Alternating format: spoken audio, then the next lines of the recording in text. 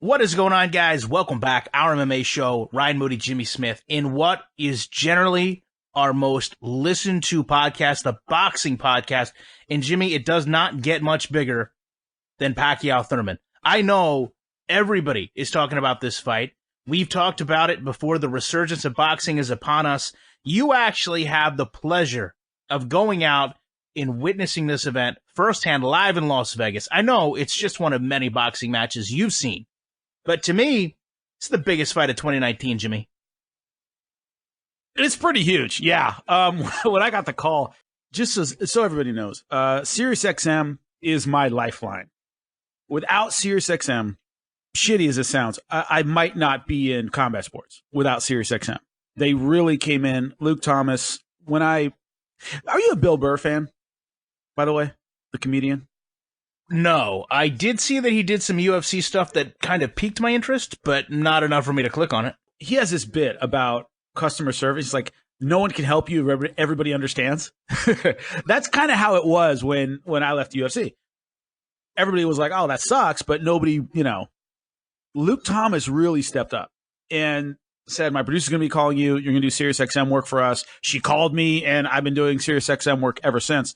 So when they called me and said, hey, can you fly to Vegas and do Pacquiao Thurman, like from press row for SiriusXM, and your broadcast partner is going to be Jerry Cooney? And I was like, done, sign me up. I'm in. Do I get paid too? I was so jazzed to go out to Vegas for this fight. So I'm doing the pre-show, and then I get to hang out in the press area live at the event and watch the fight with everybody, and then fly home Sunday, which is going to be awesome. But I'm so looking forward to this opportunity and just so grateful to be calling this. And I'm a huge boxing fan and big Pacquiao fan, big Thurman fan too.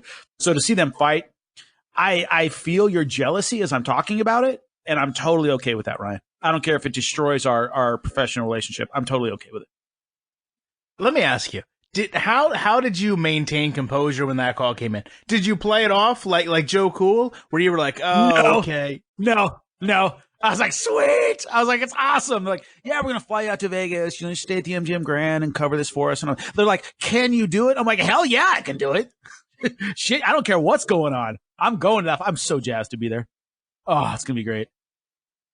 That flight is going to treat you nice. So it's at about an 8-hour flight there?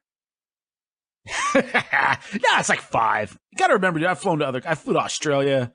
Like, I'm totally okay with, a flight within the United States is, to me, never that bad, I hope you get in the middle of two behemoths to fly out there. And hold that energy, absolute Jimmy. Giant. Yes. I want you to, dude. I'll do whatever I have to do. I want you to sit between like 1990s WWF Typhoon and Earthquake, and they're both reading the newspaper. I once was on a flight, I forget where, but I had like a bulkhead seat. I had plenty of room. I was kind of off to the side doing my own thing. This guy walks down the aisle. I'm not joking. He was damn near 7 feet tall. It was like, he was a giant. It was like a caricature of a giant walking down the aisle. And I was like, he's going to sit next to me. And he looks at me and he literally kind of shrugged his shoulders like, I'm sorry. And I just started laughing like, nah, it's not your fault. You're just huge, And that guy sat next to me and I flew cross country with this dude, a behemoth sitting next to me. But whatever. You do what you got to do, man. Well, since you got your plug in there for SiriusXM, we also have to thank Fight TV. They actually have picked up sponsorship for the show the entire month. If Jimmy was not going out to see the fight in person, he would have watched it through Fight TV. And because of that, we do have an additional code. So anybody that's going to hear this up until Friday or Saturday, I guess Friday would be the optimum day. You can go to Jimmy's Twitter, you can retweet and have a chance to win this fight for free. Before we get into the fight, I just want to let you guys know we appreciate everything Fight TV does for us. They really, in my opinion, are one of the best fight streaming services available. Always great customer service, always respond very quickly. And of course, we did mention they usually do have an extended library of fights available after you purchase them. Although in all platforms, this fight, for whatever reason, is limited in terms of its replayability. So, Jimmy, let's get into the card itself. To me, Thurman has the bigger title. Okay. In my opinion, I think Manny is the bigger draw. I also think the winner is going to get the Spence Porter winner, which I think is going to unify 3/4 of the welterweight title, if I'm not mistaken. Now, the reason I say this is the biggest fight of 2019 is because I don't think that unification fight would happen till 2020. I guess it could theoretically happen in December of this year. It could. I'm not saying it won't, but it seems unlikely that that would be the case. So to me, this really is a fight that controls the destiny of the welterweight division for probably the next 2 years. Very bold statement. And also, there is that, how can I put it? So many fighters, be it boxing or MMA, there are fighters that are good. There are fighters that are great. There are fighters that are all-time greats. And there are fighters that are beloved, that are absolutely beloved. And I think Manny Pacquiao falls into that beloved category. And as rare as the air gets up there, so few fighters are beloved. And when you say he's the draw, that's true. He is. Keith Thurman puts asses in seats. He sells pay-per-views. Not like Manny Pacquiao. People love Manny Pacquiao. They love him. They really, genuinely love Manny Pacquiao. And how many fighters can you say are... Floyd Mayweather is the greatest fighter of his generation. I would not call him a loved fighter. He's not a beloved figure in the sport. People respect the shit out of him. You might like watching him fight. Few people love Floyd Mayweather. People love Manny Pacquiao. And the interviews I've seen leading up to this, the comments by Keith Thurman, there's a love-hate relationship with someone who is loved like Manny Pacquiao. Because you want to be that guy? How come he gets all the love? How come he gets the attention when I'm the man right now? Keith Thurman can say 100%, I'm younger, I'm in my prime, I'm ready to retire this old man. But they love Manny Pacquiao like they don't love Keith Thurman. Not that he's hated, Keith Thurman, but you don't get the warm fuzzies like people do about Manny Pacquiao. So that contrast to me is just as fascinating as anything tactical in this fight. Is a guy looking for respect who's saying, I'm still the man at 147. I'm still the guy. I didn't go anywhere. And Manny Pacquiao, who doesn't have to, who's further down the slide of his career, but doesn't, in a sense, have to say that. And that to me, that psychological difference, that need of Keith Thurman to shout from the top of the mountain, I'm still here, I'm going to retire this guy, is as interesting to me as any difference they have in terms of their technique and power and speed and size and all that stuff. The psychological fight is Keith Thurman fighting a bit for the love and respect that Manny Pacquiao automatically has. I think a lot of that narrative is driven by Manny. I think if we were talking about a more aggressive fighter in terms of how he speaks, the easy thing would be to say, you need to thank me. You need to appreciate me because I'm getting you this payday. I mean, let's be honest. Thurman was not getting these paydays before now. And in fact, he's fighting for another big payday after this, should he win. So Manny Pacquiao is getting that payday no matter what. Right. But against tougher talent, arguably. You could argue right now that he had tougher fights against certainly Sean Porter, very tough fighter, much more in his physical prime than Manny Pacquiao. And yet, he's not going to approach the payday he gets with Manny Pacquiao. So Pacquiao could say damn well, much like Floyd Mayweather and Conor McGregor have done in the past, I'm getting you paid, dude. You're making all this money because of me. You are where you are because of me. I don't care how good you are. The money you're making is because of me. He can definitely say that. So let's just take a minute to go over each fighter. I think, to me, this is really, on paper, a different matchup than it is in person. It's easy to look at somebody that's 10 years younger. I personally think punches harder, is bigger, fights a lower tier champion, and think that he's going to come in and walk through this. But I think this is a real career-changing moment for Thurman. I mean, this is a guy that a couple years ago, I think everybody had him in their top 3 welterweights in the world. It just so happened that injuries really kind of plagued him, and he didn't have those really justifiable wins. I think when you go back and look at his last fight against Lopez, he didn't look elite to me, especially in the first round. So I think he does have a lot to prove against Pacquiao in terms of where he has came back to as a fighter. 4 fights in 4 years. I mean, Lopez, Garcia, Porter, Collazo, he has had a problem staying active because of injuries. And so once again, we talk about the self-consciousness of taking on a figure that's as beloved as Manny Pacquiao. There's also the self-consciousness of Terrence Crawford, Errol Spence Jr. When Errol Spence destroyed Mikey Garcia, and then Terrence Crawford destroys Amir Khan, everybody's talking about them. I called a friend of mine he used to work in he does work in Bellator, actually. A friend of mine is from Philadelphia, big boxing fan. We always, touch base after every big boxing fight. And everybody's talking about Errol Spence Jr. versus Terrence Crawford. And I said, hey, what about Keith Thurman? And he goes, oh yeah, Keith Thurman. It was almost like this dude's an afterthought when, like you said, a couple years ago, he was, if not the man, pretty damn close to the man at 147 pounds. But his inconsistency in terms of scheduling over the last few years have really taken the shine off him. And I think part of the lead up to this fight is him saying, I'm still here. I'm still relevant. I'm still a big factor here. You're talking about these other guys. I'm the guy. And his inability to kind of string fights together, he hasn't fought more than twice in a calendar year since 2015. And he only fought twice there. It's been a fight a year since then. So there are so many things where I think a contest like this, usually bet the house on Keith Thurman. In terms of the history of boxing, fights like this are not kind to the veteran.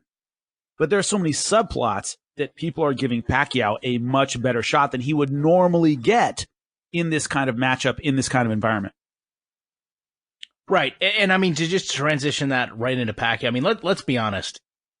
If anything devastating happens, which is how I think Keith Thurman would really have to win this fight. I think if it goes to a decision, Manny Pacquiao is not going to see anything in Thurman that he's never seen before. So if something devastating did happen, he can literally walk away as a living legend, one of the greatest boxers of all time. So I don't think all the pressure is on Pacquiao the same way it is on Thurman. Pacquiao's legacy, to me, is already written. If Thurman goes out there and kicks his ass, what will we all say? Dude, the dude's fucking 40. All right? Yeah, sure. Okay. Time caught up to him. And we had a similar conversation about John Jones here. A different circumstance. But John Jones, I believe his legacy's written. Although he's young, his legacy is written. The best names he ever fought, he's already beaten. If somebody beats him now, you could always say, well, he's in his early 30s. Maybe he peaked young, whatever. Manny Pacquiao's definitely over that hump. Manny Pacquiao has beaten the best names he's going to beat. Beating Keith Thurman would obviously be a huge feather in his cap and, man, I think propel him even further. But his legacy has been written before today. Keith Thurman, a great fighter. He's had some legacy fights against some excellent names. I think his legacy fights are yet to come. If he beats Pacquiao and then beats Spence or Porter again, or Terrence Crawford, that's legacy stuff. Okay, that's really good. So Pacquiao, to me, I don't think he has any pressure at all. I don't think he has any at all. My legacy's already written. I can add to it by defeating Keith Thurman. That's about it. He's not fighting for much more than that. So he can be a lot looser than Thurman, who, God, should he lose to Pacquiao, gets knocked out of contention for these mega fights that are going to be coming up next year, hopefully. Fingers crossed. For the sake of boxing, I'm kind of torn here. Part of me wants to see Thurman win so that we can get those super fights with Spenceport, whoever it may be. The other side of it is if Pacquiao wins, which is in reality what I think is probably going to happen, I can't put as much luster on Pacquiao Spence, Pacquiao Porter, because when I look at Porter or Spence, the same way I look at Thurman, I see some real problems they can give Manny Pacquiao. And the cliff is coming.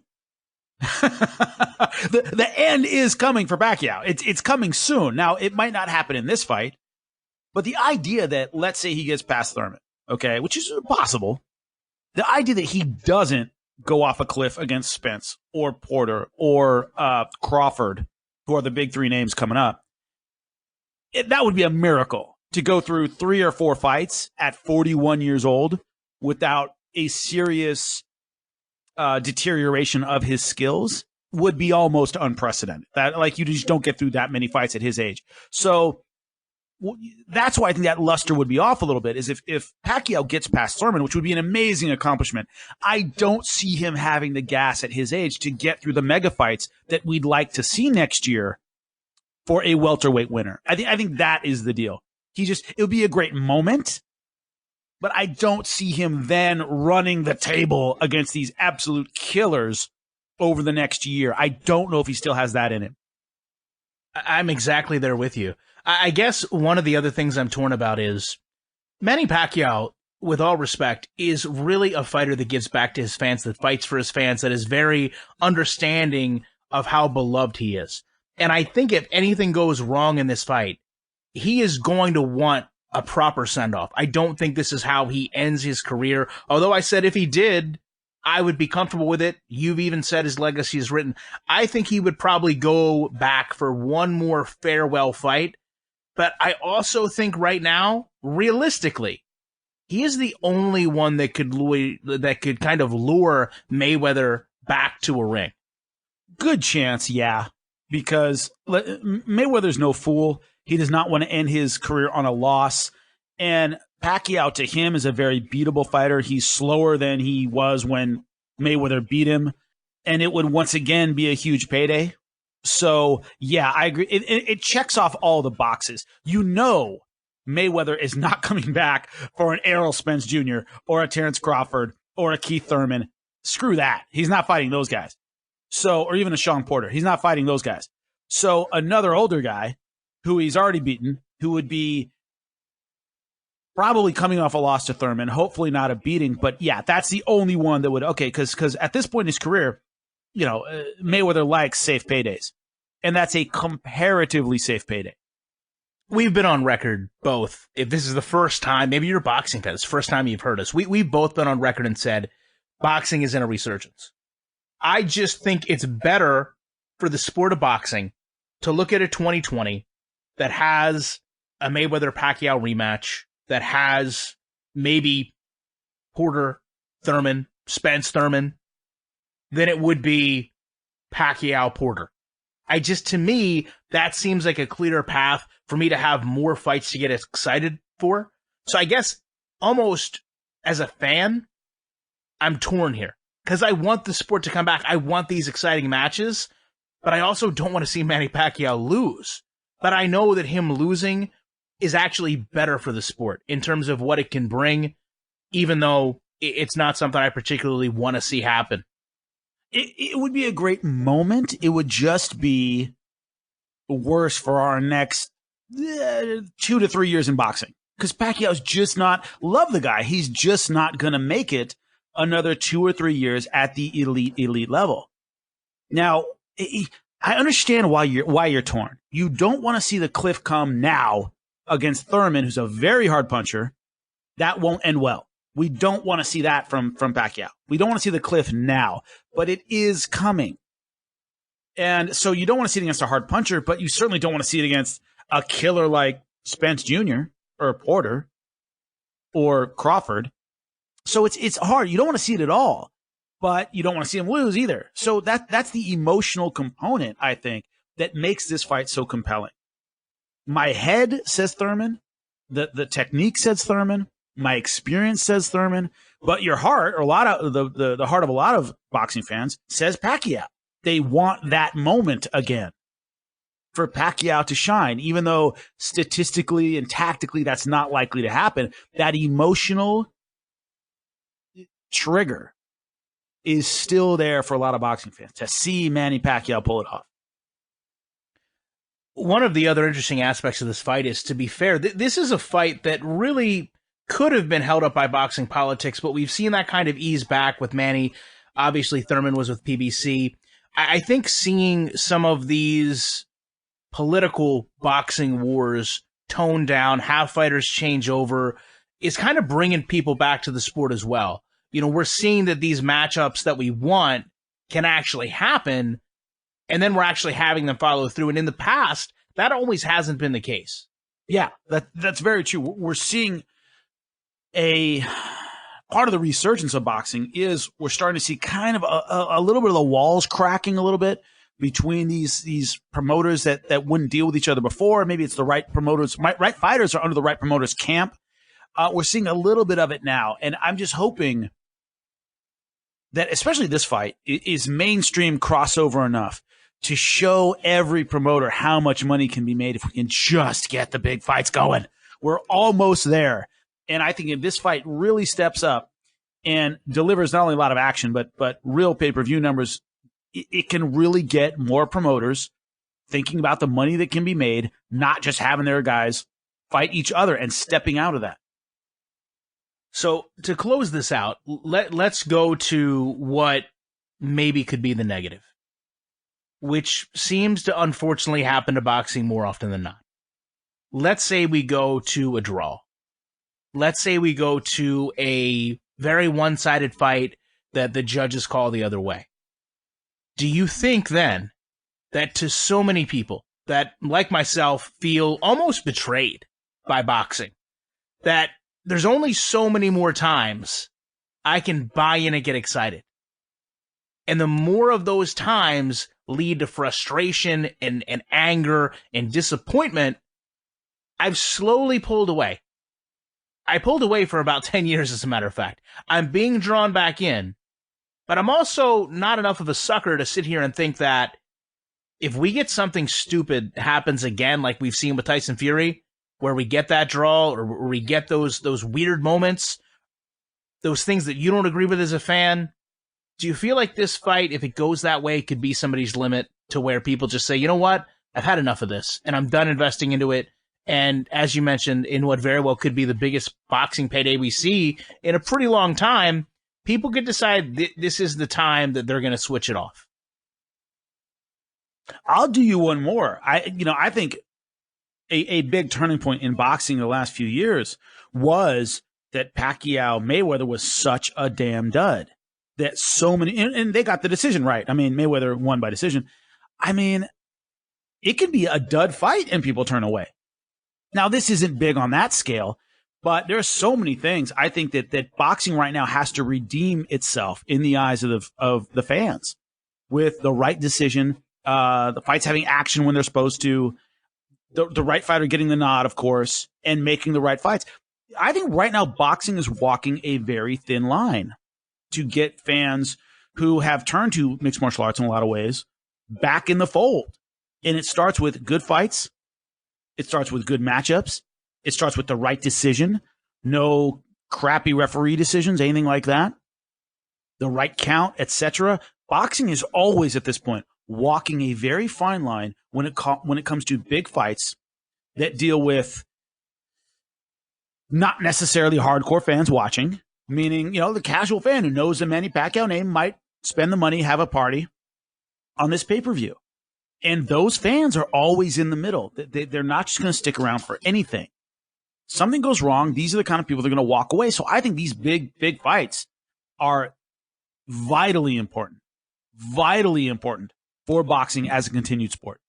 But to bring this full circle, and even to go back to what you had said before, Jimmy, we're at the cliff for a lot of these guys. We're in maybe cases with Mayweather over the cliff.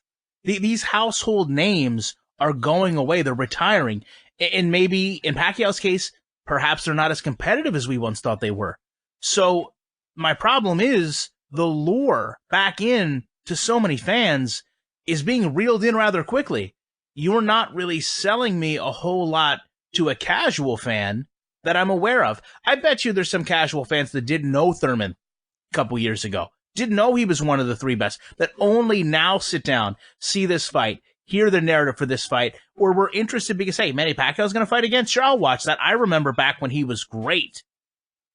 There are moments boxing has to build these fights are evaporating quickly. And I just feel like they have to take not only the most advantage they can, but unfortunately, like we talked about earlier, they have to play it in the right way. And although I want Manny to win, if Manny wins, I feel like this is going to be just a little bit of a step back for boxing because it's not going to set up the most competitive fights going forward. There are things that are up to quote unquote boxing. Okay. Meaning the right decision, the right promotion, making the right fight, da da da da da. Those things are up to the vague powers at boxing. Winning is up to Thurman. That's up to Keith Thurman. He should win. It's better for boxing if he wins. It leads to some great matchup if he wins. We can't do it for him. He needs to get out there. And if you want Manny Pacquiao's fan base, you want his legacy to become your legacy, rip his heart out. Hate saying this, I'm a big Manny Pacquiao fan. Crush him. Make fans go, damn. Keith Thurman can bang. Don't run. Stand there and take Manny Pacquiao out and let those fans know I'm the next generation. I'm the next one you should be looking at. All these Pacquiao fans, you respect this guy. He's great, great. I knocked him out in the 4th round. Clean as can be. There are no doubts. That's what you want to do if you're Keith Thurman. There are certain things that we want the promotion to do well and the refs to do their job, and the commissions to do their job, and the judges to do their job. That's great. That is Keith Thurman's job, and no one can do it for him. You want those fans? You want to be the next guy? This is it's set up for him, this opportunity. So with that said, obviously, for Jimmy, he appreciates SiriusXM. For myself and our show, we appreciate Fight TV. We certainly hope that you guys listen to our podcast. If you're just hearing this from an outsider's perspective, we do a full MMA and generally also cover the biggest boxing matches we can. We appreciate you checking this out. We hope you enjoy the fight no matter what happens, and we will be back very shortly with more commentary.